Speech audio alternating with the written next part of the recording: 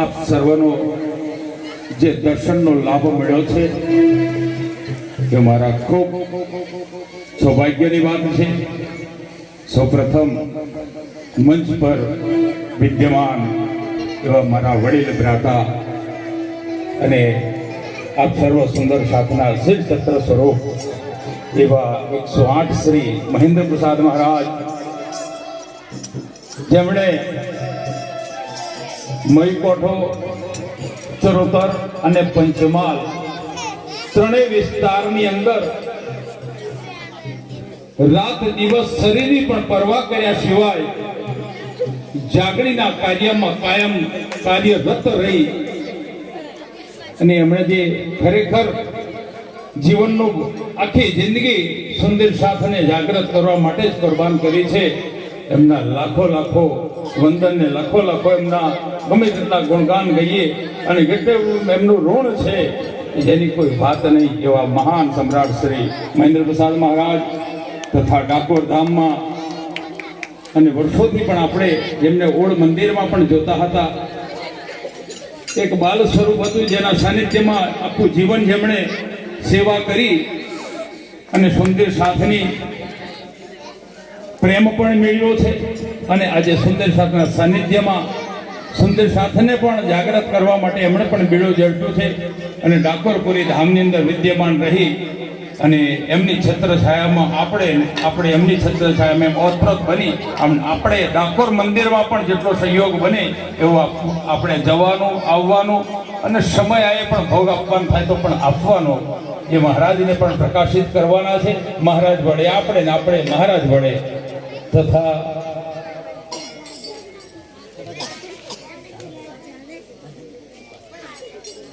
સોનગીરના મહારાજ શ્રી, મારી જો કે એમની વાત પ્રથમ મુલાકાત છે અને છતાંય રામકૃષ્ણ મહારાજ કહે છે એટલે બંને બાજુ ભરતા મહારાજ છે. રામ બાજુ છે ને કૃષ્ણ બાજુ છે. તમારે જે રીતે ઓળખવા હોય એવા રામકૃષ્ણ મહારાજજી તથા ગલુ મહારાજ તો આ એરિયાના અને બધી રીતે બધા પહેચાનો છો એવા ગલુ મહારાજ તથા અમારા ભાવિશ્રી, જેમણે ખરેખર અર્ધાંગની તરીકે જે કર્તવ્ય અને ફરજ બજાવી છે. શબ્દોથી કદાચ ડિક્શનરીમાં શબ્દો ઘૂટે, કારણ કે એમનો જે ઉછેર છે ને, એમનું જે બાળપણ છે ને એ જોઈએ ને તો કોઈ આ ક્ષેત્રમાં ના આવી શકે. કારણ કે એમના બાપુજી કેવી પોસ્ટ ઉપર હતા અને કઈ ઉછરેલા સિટીમાં, પણ આજ સુંદર સાથને અને રાજ્ય મહારાજની એમની ઉપર એવી પ્રેરણા છે કે તમારી જગ્યા અહીં નથી, સુંદર સાથના સાનિધ્યમાં છે. એટલે મહેન્દ્રભાઈના જોડે ખભે ખભા મિલાઈ રાત દિવસ રાતની અને દિવસની પણ પરવા નહીં કરી, ઊંઘની પણ ચિંતા નહીં કરી, ભૂખની પણ ચિંતા નહીં કરી, એવી રીતે સહયોગી બની અને કાયમ માટે કર્તવ્ય નિભાવ્યું છે. એવા નલિનીબેન તથા અમારા અર્ધાંગની શ્રી અમારી સાથે આવેલા છે, જે અત્યારે તો નથી પણ કદાચ ઓળખતા હોય. રાજકિશનભાઈ શર્મા પન્નામાં મેનેજર હતા, એમના બેન થાય અને એ અમારા ધર્મપત્ની છે એવા મીનાબેન તથા એમની બાજુમાં બેઠેલા સાધ્વી શ્રી નીલમબેન. મારી એમની વાત પ્રથમ પરિચય છે, એ મને નથી ઓળખતા પણ મારા કરતાં પહેલાં તમે ઓળખો છો. તથા દૂર દૂરથી પધારેલા, નજીકથી પધારેલા, આજુબાજુથી પધારેલા સમસ્ત સુંદર સાથ, પવિત્ર માતાઓ, બહેનો, બાળકો બધાને કોટા કોટી ચરણોમાં પ્રણામ. જેણે આ ધર્મને જાગૃત કર્યો છે, પ્રચલિત કર્યો છે, થોડી ક્ષણો ભજનના સ્વરૂપમાં એમને યાદગાર કરીશું.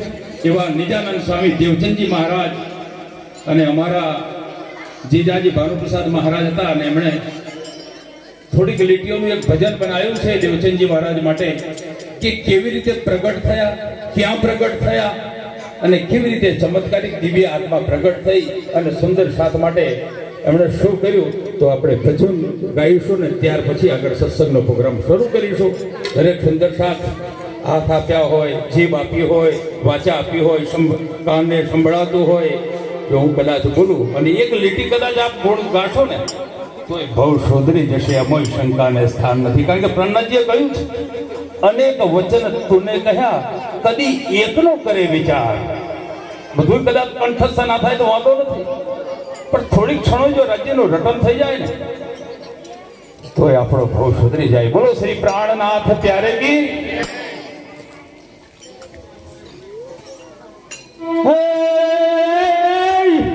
ધન ધન મારવાડો દેશ ને રે, ધન ધન મારવાડો દેશ ને વળી ધન છે ઉમરકોટ ગામ. ધન ધન પિતા મતુ મહેતા, અરે રે ધન છે કુંવર બૈમાં. અરે મારવાડ દેશમાં, મારવાડ દેશમાં ઉમરકોટ એક ગામ રે. મારવાડ દેશમાં ઉમરકોટ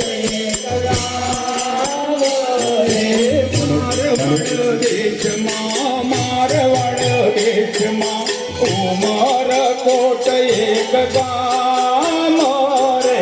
મારવાડ દેશમાં, મારવાડ દેશમાં ઉમરકોટ એક ગામ રે.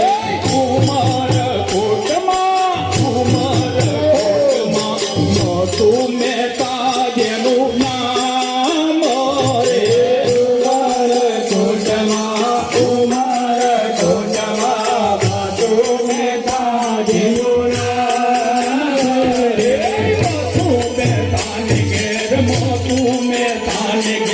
કુંવર બાઈ એક લાડી રે. મથુ મહેતા ઘેર, મથુ મહેતા ઘેર કુંવર બાઈ એક લાડી રે. કુંવર બાઈ ને, કુંવર બાઈ ને એક જ સપનું આવ્યું રે. કુંવર બાઈ ને, કુંવર બાઈ ને એક જ સપનું આવ્યું રે. સપનામાં તો, સપનામાં તો તેજ જોવાને આવ્યું રે. સપનામાં તો, સપનામાં તો તેજ જોવામાં આવ્યું રે. જ્યોતિષી બોલ્યા, જ્યોતિષી બોલ્યા મહાન પુરુષ આવશે રે. જ્યોતિષી બોલ્યા, જ્યોતિષી બોલ્યા મહાન પુરુષ આવશે રે. એવું સાંભળીને, એવું સાંભળીને કહીએ હરખના માયો રે. એવું સાંભળીને, એવું સાંભળીને કહીએ હરખના માયો રે. મથુ મહેતાને ઘેર, મથુ મહેતાને ઘેર આનંદના ગીતો ગવાયા રે. મથુ મહેતાને ઘેર, મથુ મહેતાને ઘેર આનંદના ગીતો ગવાયા રે. મથુ મહેતાને ઘેર, મથુ મહેતાને ઘેર આનંદના ગીતો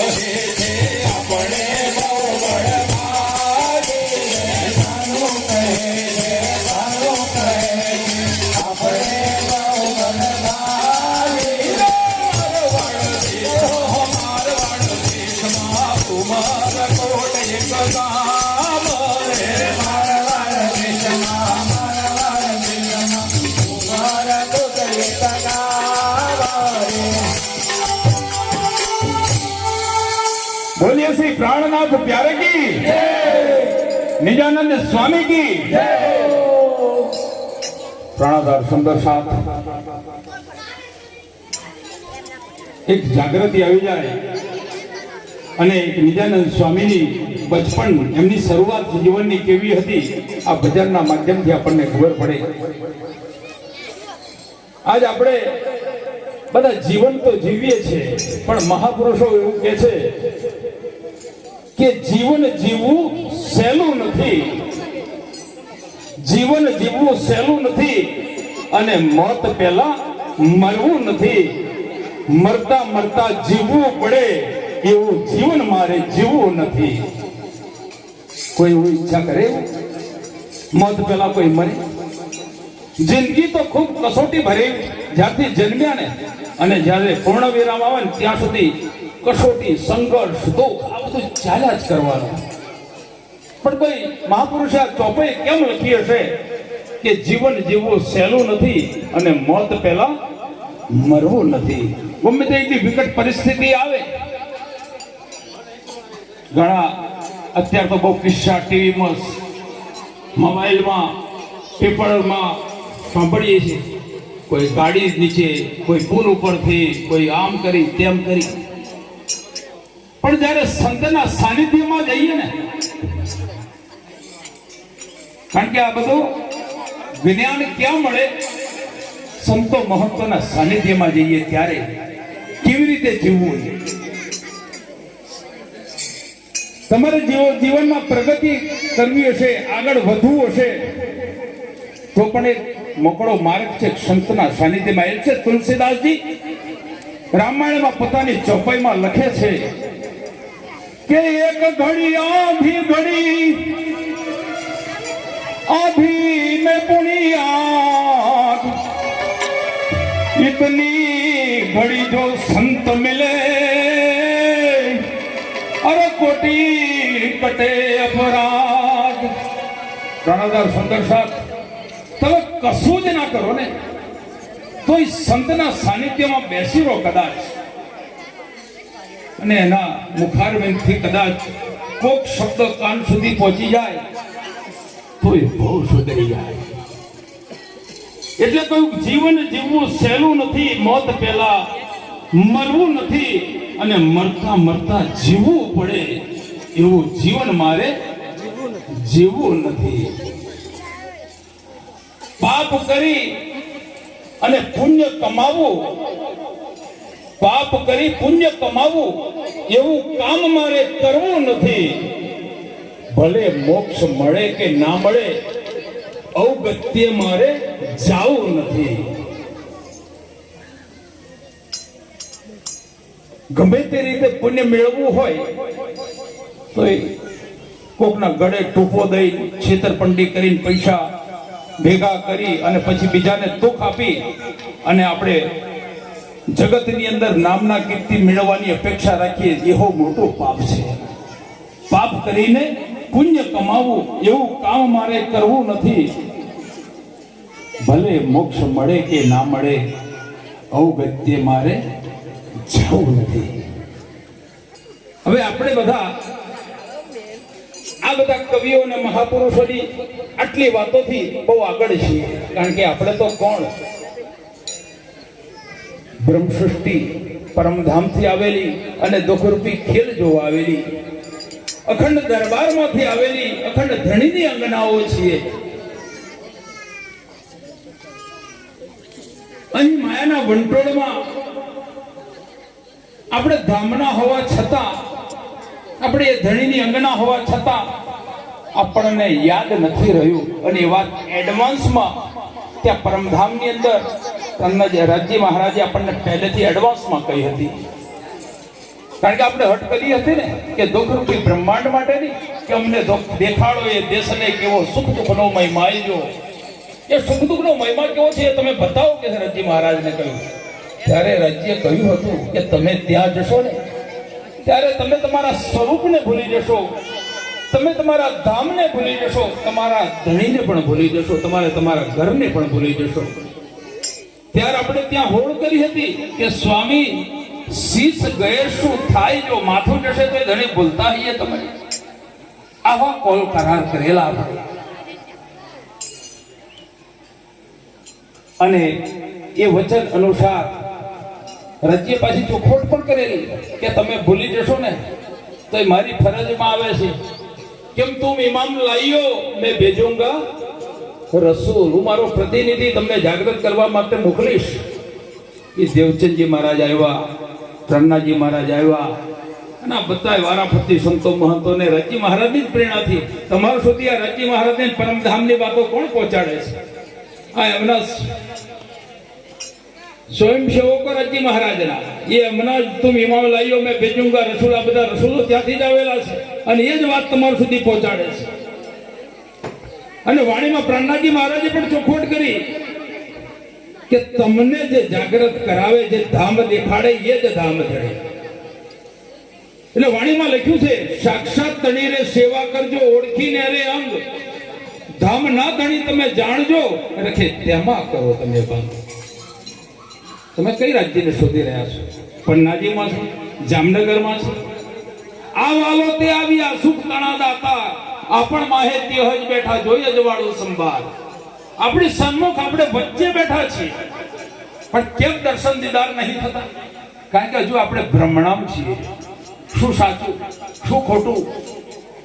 અરે તમારે એક વખત મનોબળ મજબૂત બનાવી દો, દંડની અંદર, નામની અંદર ખોવાઈ જાઓ. તમારા માટે પહેલાના જમાનામાં તો પહેલાના યુગોમાં કેવું હતું? સતયુગ, દ્વાપર, ત્રેતાની અંદર કોઈ વ્યવસ્થા નથી ભક્તિ કરવાની. જેને જેવી સમજણ પડે એ રીતે ચાલુ કરી દેતા. પણ દેવચંદજી મહારાજે પ્રગટ થયા પછી 39 વર્ષ સુધી ખૂબ સંઘર્ષ કર્યો. ખૂબ એટલે ખૂબ જ. પોતાનો પરિવાર, ઘર બાર બધું છોડી દીધું. જે ઉંમરે એમને લગ્ન કરવાના હતા તે દિવસે એમણે વૈરાગ ભેખ ધારણ કરી લીધો. કારણ કે એમના મતુ મહેતાજી હતા, ખૂબ મોટા વેપારી હતા. અને કોઈ પણ પિતાજી, કોઈ પણ બાપ હોય એ વિચારે કાલે મારા વારસદારમાં મારી જગ્યાએ મારો છોકરો સાચવશે, એવી ભાવના હતી. પણ દેવચંદજી મહારાજ સ્વયં તો સુંદરબાઈ નામની વાસા પરમધામથી આવેલી હતી. એટલે એમને મનોમન અંદર અંદર કાયમ એવું થતું કે હું કોણ છું, ક્યાંથી આવ્યો છું, શું કરવા આવ્યો છું, શું કરી રહ્યો છું, કોણ આ જગતનો અધિપતિ છે, એવું કાયમ મનની અંદર પ્રશ્નો સતાવતા. એટલે નાનપણથી ગૃહ ત્યાગ કરી અને પ્રતિશોધમાં લાગ્યા. 39-40 વર્ષની ઉંમર થઈ ત્યાં સુધી એમણે પ્રતિશોધ જ કરી. પણ કોના માટે? આપણા બધા માટે. નહીં તો એમને તો મળી ચૂક્યું હતું. અને જ્યાં એકાંતમાં બેઠેલા હતા અને રાજ્યમય જ્યારે ખોવાઈ ગયા હતા, જ્યારે કૃષ્ણ પરમાત્માનો સાક્ષાત્કાર જ્યારે થાય છે ત્યારે એક વખત તો એ સ્વરૂપને જોઈને દેવચંદજી મહારાજ પણ ડોલી ઉઠ્યા હતા. કારણ કે એકાંત એક ઓરડીમાં હતા અને ત્યાં જ ઓચિંતાના પ્રગટ થયા. ભયભીત થઈ ગયા એટલે કશું બોલી ના શક્યા, જોઈ જ રહે એમની સામે. એટલે કૃષ્ણ સ્વરૂપે રાજ્ય મહારાજ કે છે, તું મને ઓળખે છે? એટલે પેલા નથી તો બોલાયું પણ ના. એટલે ખાલી ડોકું હલાવે છે કે ના. તું કોણ છું? કે ના, મને એ ખબર નથી. એટલે કૃષ્ણ સ્વરૂપ દેવચંદજી મહારાજને પૂછે છે, તું કોણ आई, क्यों कर, कहां है तेरा मूળ વતન? આ કહે છે, મને કશું ખબર નથી. ત્યારે દેવચંદજી મહારાજને શ્રી કૃષ્ણ સ્વરૂપે પોતાની ઓળખાણ આલે છે કે નિજ નામ શ્રી કૃષ્ણજી. અને એ જે ઓળખાણ આલ્યું એ જ આપણો મંત્ર છે. હવે આ વાત આજથી પૂર્વે 400 વર્ષ પહેલાની છે. પણ જ્યારથી પૃથ્વી બની, શાસ્ત્ર પુરાણો બન્યા, ત્યારથી શાસ્ત્રો એના પ્રમાણિત છે કે 28ના કળિયુગના અંતની અંદર આ બ્રહ્મસૃષ્ટિઓના ઉદ્ધાર માટે પરમધામથી એવો દિવ્ય મંત્ર ઉતરશે. અને તે 16 અક્ષર છે. એનો વેદમાં જેનો મંત્ર છે કે મંત્ર ચિંતામણી પ્રોક્તા 16 મહામનો બ્રહ્મ પ્રિયાણા સાનિધ્યમ દ્વંદ્વાતીતમ ન સંશય. પરમધામથી ચિંતામણી મંત્ર ઉતરશે. કેવળ બ્રહ્મશિષ્યના ઉદ્ધાર માટે જ જગતમાં આવશે અને તે 16 અક્ષરનો હશે. હવે દેવચંદજી મહારાજ અને કૃષ્ણ સ્વરૂપને મળવાથી કેટલો સમય થયો? 400 વર્ષ. અને આ વાત કેટલી જૂની છે? 5000 10,000 વર્ષ પહેલા. કારણ કે જ્યારથી પૃથ્વી બની અને શાસ્ત્રો બન્યા એ વખતે આ શાસ્ત્રોની રચના થઈ. એ વખતે એડવાન્સમાં લખાઈ ગયું છે કે મંત્ર ચિંતામણી પ્રોક્તા 16 મહામનુ બ્રહ્મ પ્રિયાણા સાનિધ્યમ દંડ કે તમને સંશય. આપણી એડવાન્સ પ્રમાણિત વાતો, એ વાત પ્રણ્નાજી મહારાજે જે વાણીનું મંથન એમના દ્વારા જે ઉતરી છે વાણી, એ વાણી અરાળ પુરાણ 4 વેદ 108 ઉપનિષદ 12 ગ્રંથ બધાનો સાર કાઢી અને કુલજમા એટલે આપણે એક કુલજમ સ્વરૂપ તરીકે ઓળખીએ, સ્વરૂપ સાહેબ તરીકે ઓળખીએ, શ્રીમુખ વાણી તરીકે ઓળખીએ. એટલી બધી વ્યવસ્થા આપણા માટે છે કે આપણે કહીએ ક્યાંય કશું શોધવા જવાની જરૂર નથી. આટલી બધી સામગ્રી હોવા છતાંય બધું જ આપણને અનુકૂળ મળી ગયું છે.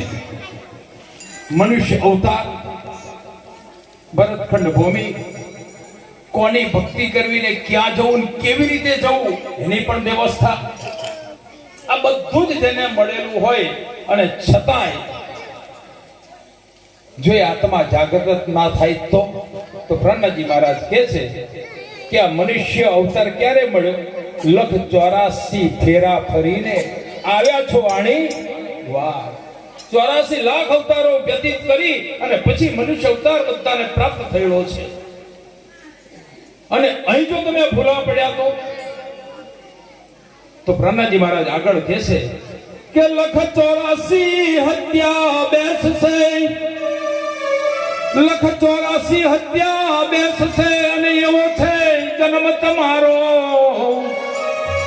અને જો બીજી હત્યાનો કોઈ પાર નથી, એ જો તમે નહીં સંભાળો. મનુષ્ય અવતાર એટલે મુક્તિનો દરવાજો. અને અહીં જો ભૂલા પડ્યા તો 184 નક્કી ફરી.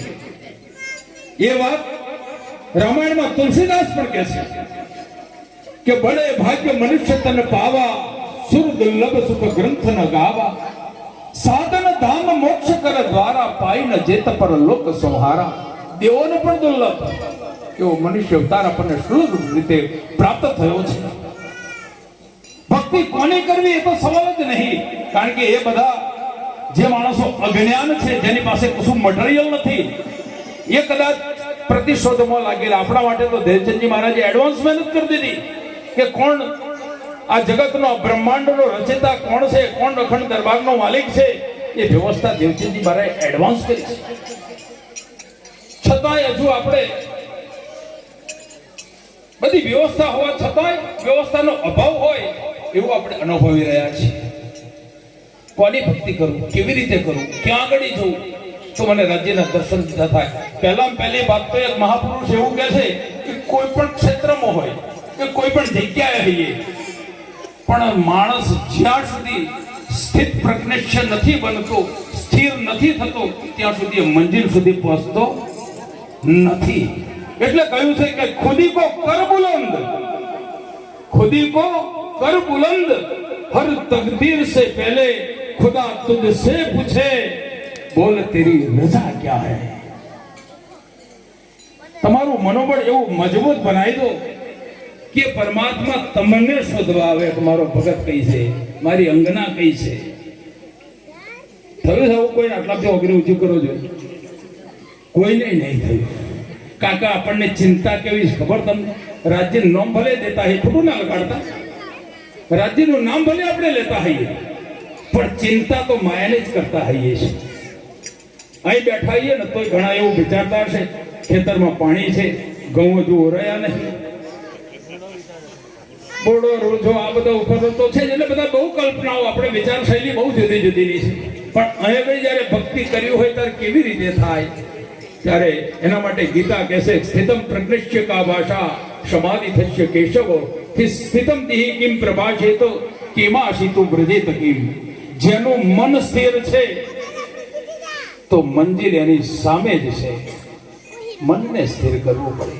મનને આપણે ભટકતો મૂકી દીધું છે ક્યારેય. અને આ બધા ભજનાન દેવ ગાય પણ છે લીટીમાં કે ભક્તિ કરવી તેને રાંક થઈને રહેવું, મેળવું અંતરય અભી માન રે પાનભાઈ. પાનભાઈનું ભજન છે ને આવું. બીજા સંત પુરુષોને ગાયકોની પણ આવી, કવિઓની પણ આવી વાણી છે કે ખૂબ નિર્બલ બનવું પડે.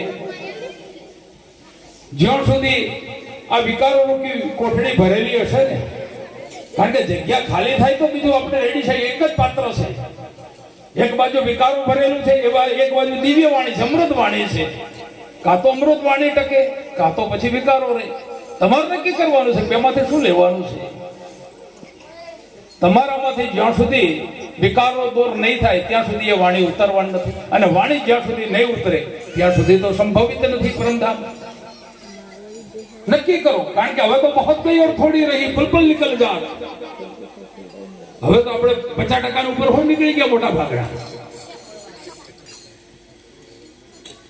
અને આપણે તો આ પહેલી સભા છે એવું નથી, હજારો સભા હવા બધા મહાન પુરુષોના સાનિધ્યમાં ભજન સત્સંગ સાંભળ્યો છે. પણ જો આત્માથી આપણે નક્કી જ નથી કર્યું કે રાજ્યમાં ક્યારે બનવું, કારણ કે રાજ્યની સેવા કરીશું બંને ટાઈમ તો પણ કાફી છે. રાજ્યને ભોગ લગાવો, રાજ્યને જે કરવું હોય તમારો આત્મા નક્કી કરે એ પ્રમાણે, પણ રાજ્યમાં ખોઈ જવાનું નક્કી કરો. તમે બેઠા છો ત્યાં રાજ્ય મહારાજ આવે, પણ ક્યારે? ઈથી બેઠે જાગે ગરધામ, પૂરણ મનોરથ હોય સબ કામ. પણ ક્યારે થાય આ બધું? તમે એકવાર એમના તો થઈ જુઓ, પછી એ તમારા થાય. આપણે વિકારો તો છોડવા નહીં. જાણીએ છીએ ઊંચું જ્ઞાન ખૂબ.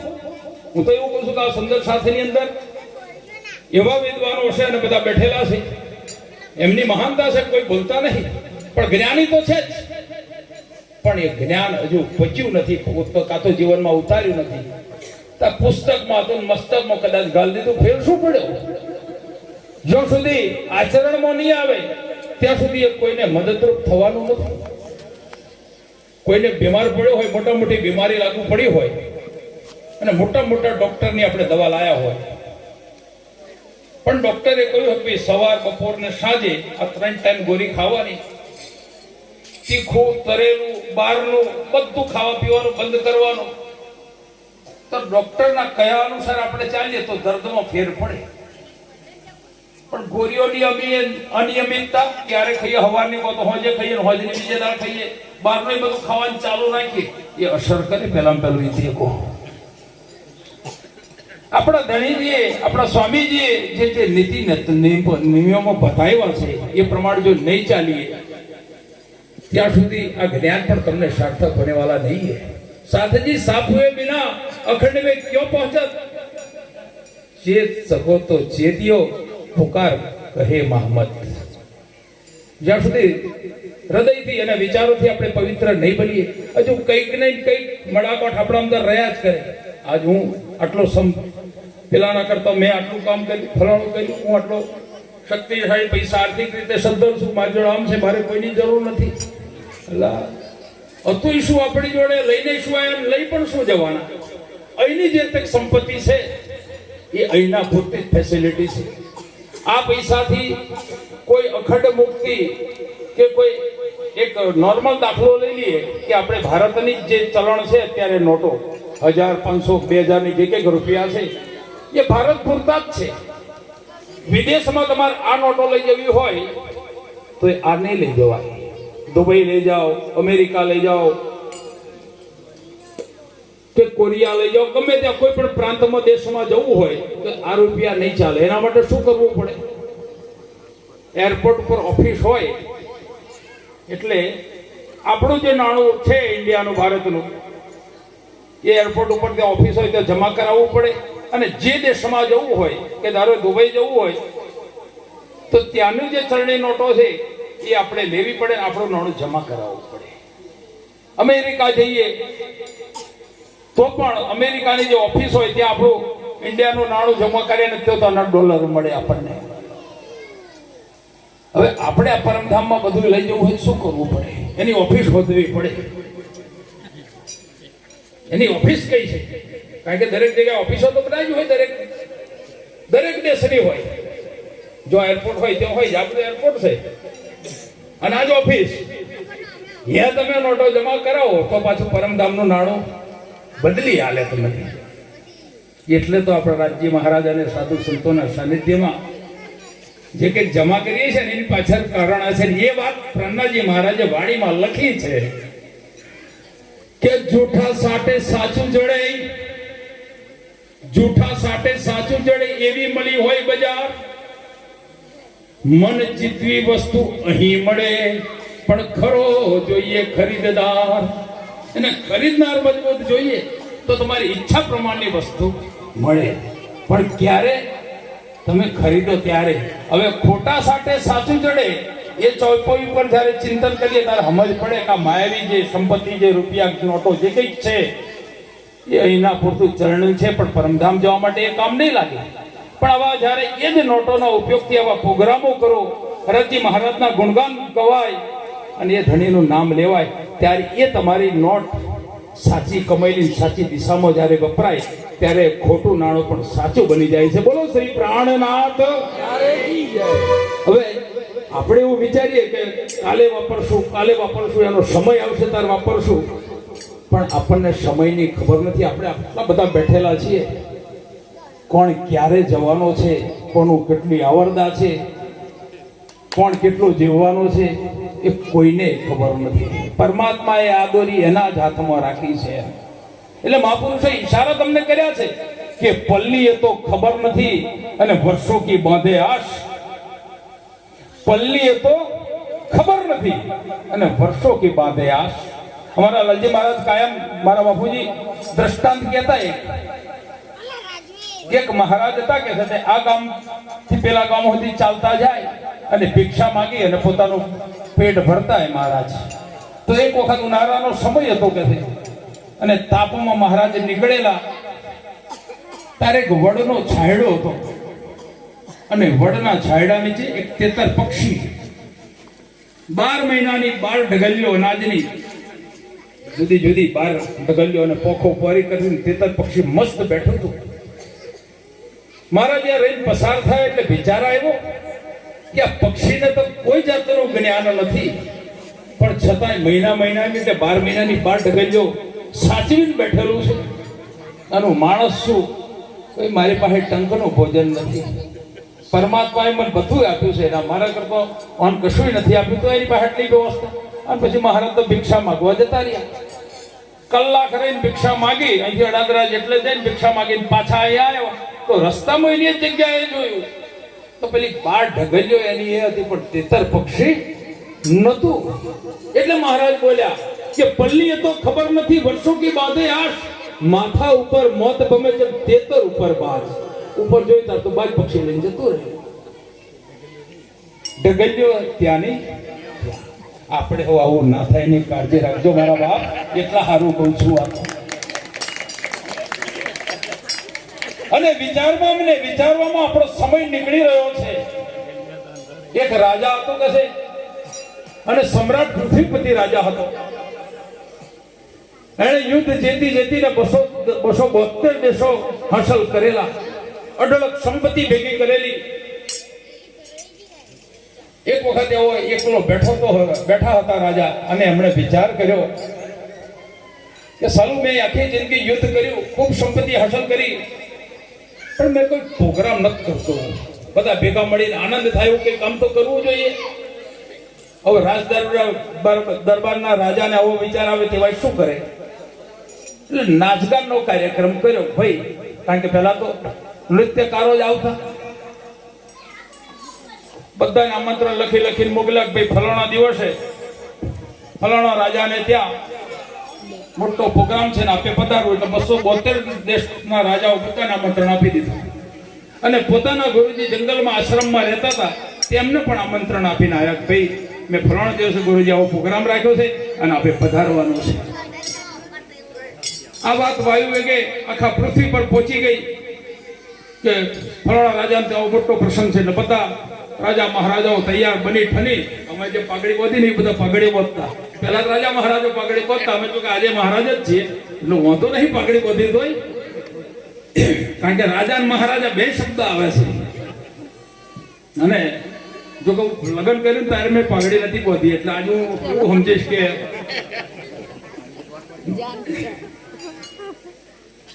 આનંદ થઈ ગયો. 272 દેશના નરેશ ભેગા થયા છે. પોતાના ગુરુજીએ પણ વિચાર કર્યો કે મારો રાજા મને આમંત્રણ આપતા હોય અને હું ન જઉં તો ખોટું, એટલે ગુરુજી પણ આવ્યા. ગુરુજીને જોઈ બધાએ સ્વાગત કરી. જોતજોતામાં તો સભાની રચના થઈ ગઈ. રાજાનું આસન ઊંચું છે, એમની આગળ એમના પુત્ર અને રાજકુંવર અને રાજકુંવરી બંનેનું એક ગાદી બનાવી છે. બાજુમાં ગુરુજીની પણ ઊંચું આસન બનાવ્યું છે. બીજા 272 દેશના નરેશો આવેલા, એમનું પણ આસન બધાનું બનાવેલું છે. જે નૃત્ય કલાકારો હતા ઉર્વશી અને મેનકા, એમની પણ હાજરી આવી ગઈ છે. બરાબર 9નો સમય થયો છે અને કાર્યક્રમની શરૂઆત થઈ ગઈ. જોરશોરથી કાર્યક્રમ ચાલે છે અને રાજાએ ગુરુજીને ખૂબ ધ્યાનથી સાંભળજો હો, કારણ કે તમે આમ તેમ કરશો ને તો દ્રષ્ટાંત નહીં યાદ રહે અને શું કહેવા માંગુ છું એવું નહીં ખબર પડે. રાજાએ એ પોતાના ગુરુજીને એક થેલી ભરીને 1000 સોના મરો ગુરુજીને આપી દીધી. गुरुजी ने भी मेरे को क्या करना है, क्यों दे रहे हो? ताकि गुरुजी अपने પાસે કશું છે નહીં, ખાલી કમાન્ડર સિવાય. કદાચ તમે પ્રસન્ન થઈ જાઓ અને કોઈ શેરપાવ તમારે આપવો હોય તો તમારે કોની પાસે માંગો, એટલે તમને એડવાન્સમાં 1000 સોના મરો આપી રાખું છું. ખુશ થઈ જાઓ અને કદાચ ઈચ્છા થાય મને આપજો, ના ઈચ્છા થાય તો પાછું મને આપજો, પણ ત્યાં સુધી તો રાખો. બરાબર પ્રોગ્રામ 9 વાગે શરૂ થઈ ગયો છે જોરશોરથી. એમ કરતો કરતો રાતના 3 વાગ્યા. 3 વાગ્યા એટલે જે નરગા માસ્તર, જે તબલજી માસ્તર હતો ને, એ થાકી ગયો. કારણ કે 272 દેશના રાજા અને મોટી સભા બનેલી અને બધાની વચ્ચે તબલા વાગે તો જ નૃત્ય કલાકારના પગ ઉપડે. પણ 3 વાગ્યા સુધી કન્ટિન્યુ વગાડવાનું, પેલો તબલો વગાડનારો થાકે તો ખરો જ. એટલે એને થાક પણ એટલો લાગ્યો હતો ને, બેઠો બેઠો ઊંઘ આવતી હતી. કારણ કે 3 વાગે તમે જોજો એવો ઠંડો પવન આવે ને, બેઠા બેઠા આપણે મહારાજો હો જોખમાલ લેખો. એ સમય એવો છે 3 વાગ્યા. એટલે પેલા તબલા વાળાને થોડીક આળસ આવી ગઈ અને તબલો જે વાગવો છે એની બદલે આડાવડી ટપલી વાગવા લાગી. એટલે જે મેનકા હતી ને સમજી ગઈ કે મન ના મન તબલા વાળો થાકી ગયો અથવા તો ઊંઘની અંદર એવો ખોઈ ગયો લાગે છે. એટલે નાસ્તો એને દોહરો ગયો, ચોપાઈ ગઈ. એક ચોપાઈ બોલ્યા ઉર્વશી નાસ્તા એક દોહરો ગાય છે કે બહોત ગઈ ઓર થોડી રહી, बहुत गई और थोड़ी रही, न पल पल निकल जा. बहुत गई और थोड़ी रही, न पल पल निकल जा. अरे कुछ पलों के कारणे अरे कलंक क्यों लगा. बोलो श्री प्राणनाथ. बहुत गई और थोड़ी रही, पल पल निकल जात, कुछ पलों के कारणे कलंक क्यों लगा. પેલી નાસ્તો પેલા તબલા માસ્તર વાળાને કહે છે કે આખી રાત વગાડ્યું, 3 વાગ્યા છે અને આટલી સરસ રાત તે પસાર કરાઈ, હવે થોડી જ રાત બાકી રહી છે. બહોત ગઈ और થોડી રહી, પલ પલ નિકલ જાત, દેહો રાત નીકળી જશે, પણ થોડી ક્ષણ હારું કલંક લાગે એવું કામ ના કરીશ, નહીં તો રાજા હવર માથું કાપી લેશે. શિરપા હલવાનો તો કહી રહ્યો, પણ ઉલટાનું માથું કાપી નાખે. એટલે તબલો વાળો સમજી ગયો, મને જ કહ્યું એટલે બરાબર સજાગ થઈ તબલો વગાડવા લાગ્યો. પણ ગુરુજી આગળ બેઠેલા હતા. એ ચોપાઈ ગુરુજીએ વિચાર કર્યો, આ મેનકાએ મને જ કહ્યું. કારણ કે 80 વર્ષ સુધી જાણે યોગ તપને જપ કરેલું અને રાજાના આમંત્રણથી એવા આ નાગગણનો દરબાર જોઈ રહેલા. એટલે ગુરુજીને વિચાર આવ્યો, મનના મન મને વિચારો કર્યો, બોધ ગયો થોડી 80 એના હારું કલંક લાગ્યો. એટલે તરત જ પોતાની જોડે જે 1000 સોના મોરાની પોટલી હતી ને ઉચકી મેનાના ચરણોમાં નાખી દીધી મેનકાના. અને રાજા ઉભો થયો. અરે મહારાજ ગુરુજી ઉભા થઈ ગયા કમાન્ડર ને ત્રિશુલ લઈ. શું થયું? રાજા કહે છે કશું નહીં કે ગુરુજી આપ તૈયાર થઈ ગયા, તને પછી કહીશ કે. એટલે ગુરુજીએ 1000 સોના મોરો આલી દીધી ને તરત જ પાછળ રાજાનો કુંવર બેઠેલો હતો. એને એના મગજ ઉપર લીધું કે મોનના મોન આ ઉર્વશી અને મેનકાએ જે દોહરો કોઈ અમારી ઉપર જ ગયો. કારણ કે મને 35-38 વર્ષ તો થયો હતો. 80 વર્ષ 60-65 વર્ષ સુધી રાજાએ રાજ સિંહાસન છોડેલું નહીં. એટલે રાજાના કુંવરના મનમાં એમ થયું કે આજે રાજગાદીએ શોભું એવો હું છું. આ રાજાને 65 વર્ષ થયો છે તો એવો છોડતો નહીં. એટલે એને 1 લાખ સોના મોરમાં સોપારી આલ દીધેલી બીજા. પણ આજે એટલે બચી ગયો કે પ્રોગ્રામ રાખ્યો એટલે સોપારી આજના આવતીકાલે તારું કામ ઉકેલ નાખી એમ કરીને 1 લાખ સોના મોરવા લેલી. પણ પેલી ચોપાઈ કહી ને કે બહોત ગઈ ઓર થોડી રહી પલ પલ નિકલ જા કુછ પલો કે કારણે કલંક ક્યું લગા. એટલે રાજકુમારે વિચાર કર્યો કે 35 વર્ષ સુધી રાહ જોઈ, 2-5 વર્ષ વધારે રાહ જોઈ લો, પણ હવે હોપારી કેન્સલ. એટલે ખુશ થઈ અને પોતાનો રત્ન જડિત જે મુગટ હતો ને એ મેનકાના ચરણોમાં મૂકી દીધો. હવે જે રાજકુમારી હતી ને એને ઉભા થઈને પોતાનો 9 લખો હાર હતો ને એ મેનકાને પહેરાવી દીધો. એટલે મૂળ રાજા જે હતો ને તરત જ ઉભા થઈ ગયા, તલવાર ખેંચી ગઈ નાથનારી મીઠું મીઠું બોલીને બધાને લૂંટી રહીશ. ગુરુજી કહે છે બંધ થઈ જા રાજા, એ તારા ગુરુ નહીં ગુરુ છે કે છે. કારણ કે 80 વર્ષે મારે જપ તપના આશ્રમમાં બધું પાઠ પૂજા બધું છોડીને આ જોવા આવ્યો. એટલે એણે જે ઈશારો કર્યો મારો આત્મા જાગૃત થઈ ગયો એટલે 1000 સોના મોરો આલી દીધી. એનો શું દોષ વિચારી?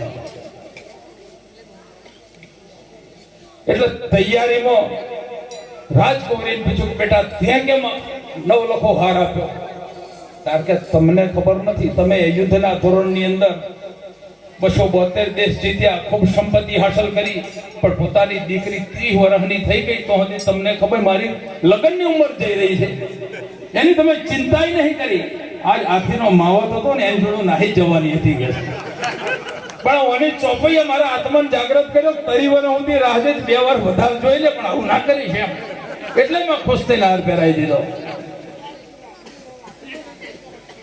જો ગુરુજી કમાન્ડર અને ત્રિશુલ લઈને નીકળી જવા તૈયાર, રાજાને હાથ જોડીને ઉભો રહેશે. ગુરુજી ઉભા થોડી ક્ષણો મારું કર્તવ્ય કરી દેવા દો મારે. તાકે તારે શું કરવું છે રાજા? તાર કે છે બંનેની ઈચ્છા પૂરી કરું, રાજકુંવર અને રાજકુંવરીની બંનેની. કારણ કે 272 દેશના નરેશો છે. એક મોટો ફૂલહાર તૈયાર કરી અને દીકરીને હુકમ આલ્યો બેટા આ બધા જ રાજા મહારાજાઓ જ છે 272, તને ફાવે એ રાજકુંવરને તું હાર પહેરાઈ દે અને તારો સ્વયંવર રચી કાઢીએ અને તારો લગ્ન એની જોડે કરી દઈએ. અને છોકરાને દીકરાને પણ કહ્યું બેટા 272 દેશના રાજાઓ છે એમના સાનિધ્યમાં અને રાજ તિલક કરી અને રાજ સિંહાસન સોંપી દઉં છું. અને આ 2 કર્તવ્ય કર્યા પછી રાજાએ પણ ગુરુજીને કહ્યું કે હવે હું આ બધું રાજપાટ ઓને આપી દઉં છું, દીકરી એને માર્ગે વળાવી દઉં અને હું તમારી જોડે જંગલમાં આવતો રહું છું. ત્યાં પેલી મેનકાએ વિચાર કર્યો કે કઈ તબલાવાળાને મેં આ ચોપાઈ કહી હતી અને કઈ બની ગયું એમ. પેલાને રાજગાદી મળી ગઈ, પેલાને વર મળી ગયો અને રાજા રાજપાટ છોડીને જંગલમાં જતા રહ્યા. શબ્દની અંદર એવી તાકાત છે કે માણસનું જીવન બદલી કાઢે. પછી તો મેનકાએ વિચાર કર્યો કે નાચી નાચી પૈસા હારું જિંદગી પૂરી કરવી તો મારે આ સોના હારું નાચવું. એણે પછી એ ધંધો છોડી દઈ અને પ્રભુ ભજનમાં મસ્ત બની ગઈ. એટલે પ્રહલાદજી કહે છે અનેક વચન તુને કહ્યા કદી એકનો કરે વિચાર, અર્થ લવે તારો અર્થ સરે ભોળા જાજુ કા કહેરાવ. તમે ખોવ જમતા શીખો. આ અવસર વારંવાર નથી મળવાનો. હવે આપણે બહોત ગઈ ઓર થોડી રહી એવું સમજો તમે બધા. ફરી આવી પલ નહીં મળવાની. બધું જ આપણને અનુકૂળ છે. ધામ પણ અનુકૂળ છે, ધણી પણ અનુકૂળ છે, ગુરુ પણ અનુકૂળ છે, ધોમ પણ અનુકૂળ છે. બધું જ સામ્રાજ્ય અચાનક અને અનાયાસે પ્રાપ્ત થયું છે. આ બધી ફેસિલિટી તમે પૈસા ખર્ચો તો મળે એવું જાણો છો તમે? આ તો બધું બહુ દૂર દૂરની વાતો છે. એક મુકુદાસ મહારાજે એક પદ લખ્યું છે કે વહગર સદગુરુ મોહે લખાયા જહાં બસે પુરુષ પુરાના અગમ અગોચર સબસે ન્યારા પરમહંસ પર માના सात पाताल सात स्वर्ग ऊपर तहाँ वैकुंठ रचाना तहाँ चतुर्भुज विष्णु विराजे चार मुक्ति परवाना तिनके आगे आठ आवरण है तिनका सुनो परवाना आठ आवरण है आठों रंगा एक एक से 10 गुना तिनके आगे आदि नारायण महाविष्णु जिन नामा चार वेद है जिनकी श्वासा जिनमें जगुर जाना तिनके आगे ओंकार कहिए नाद बिंद को थाना मोह माया की उत्पत्ति कहिए सदगुरु शब्द से जाना तिनके आगे काल निरंजन सब खाए सृष्टि को प्राणा सदगुरु शब्द से बचे न सोई जिन्हें निज नाम ही जाना सात तिनके आगे 7 शून्य है तिनका सुनो उन्माना 7 शून्य है सातों रंगा उठत भ्राग बहुताना एक एक शून्य का खरब विस्तारा मकरी तार निशाना ओहंग सोहंग अजपा कहिए मां शून्य प्रगटाना આ બધી વ્યવસ્થા મહારાજ પુરુષોએ એડવાન્સલી બનાવી દીધી છે પરમધામને. કોણ પરમાત્મા છે કોણ કેવી રીતનું છે આપણે કશું ચિંતા કરવાની જરૂર નથી.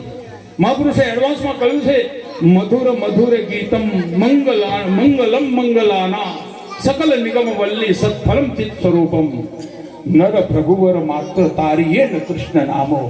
આપણને એવી ભક્તિ પ્રાપ્ત થઈ છે જે મધુરમાં મધુર અને મંગલમાં મંગલ. ઓનાથી કોઈ પર જ નહીં એમ સર્વશ્રેષ્ઠ પ્રકારની ભક્તિ પ્રાપ્ત થઈ છે. એવા ધણીની ભક્તિ પ્રાપ્ત થઈ છે.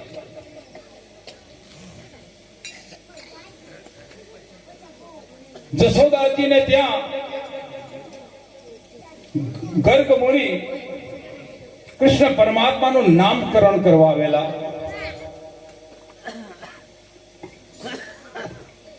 ત્યારે જશોદા મૈયા કહે છે મહારાજ આનું નામકરણ કરવાનું છે એના ગુણ ને આ બધું તમે તપાસો. તારે એમની કુંડળી અને જન્મ સમય ને જન્માક્ષર મેળવતા ગર્ગ મુનિ કહે છે કે હે જશોદા મૈયા તારે ત્યાં જે લાલો છે ને એનું વર્ણન શબ્દોથી થઈ શકે એમ નથી. કારણ કે પૂર્ણ બ્રહ્મ સ્વરૂપોયમ શિશુસ્તે માયાવિહીન આગત્ય બાર હરણમ કરતા ધાત્રાચ શૈવિતમ. તમારે ત્યાં જે કૃષ્ણ પરમાત્મા જે અવતાર છે સાક્ષાત પૂર્ણ બ્રહ્મ પરમાત્મા છે.